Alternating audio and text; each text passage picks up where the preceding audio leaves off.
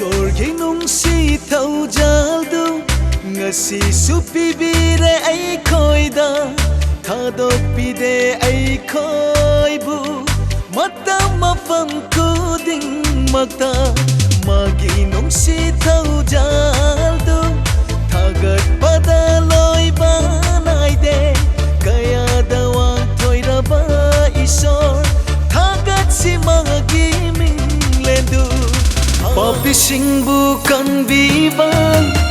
awaba singbu nungsiba wang thoiraba isor kagachari wang nangi minglenbu pachelaba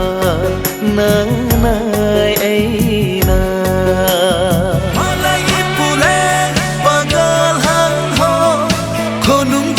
te inamadi tacha pachanu tinki hanlo paten hana song intui banglo komutera mujhko chahiye sahara de mujhe khuda mujhe संभाल में गिरा मुझे संभाल में गिरा सहारा पुंसीगी मतम leiringai sida punsigi matam leiringai sida isorgi mati mangagundu punsigi matam leiringai sida isorgi mati mangagundu pondok lam lage tangana pondok lam lage tangana गिरा हुआ जीवन बदल लो बदल लो बदल लो अपना गिरा हुआ जीवन बदल लो बदल लो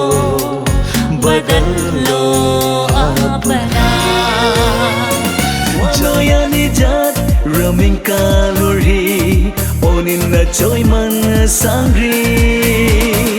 ka joy man sang sika jat rami anur na kariman tang hisi wanoin muhe jo hai raso man tangri ni phungle ni ja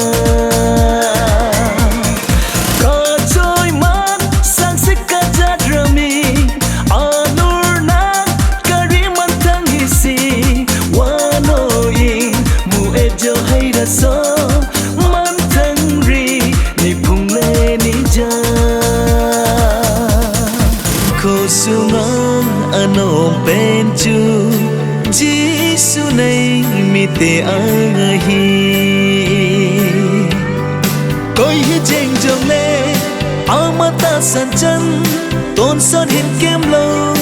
anai diu ahi koi hi jeng jong le amata sanchan ton son hin kem lo anai diu ahi ta sani na hin na di pa kai chu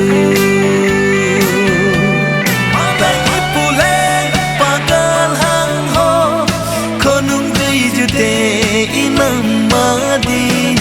tacha pachanu tinki hanlo paten hana song intui banglong komute paten hana song intui banglong komute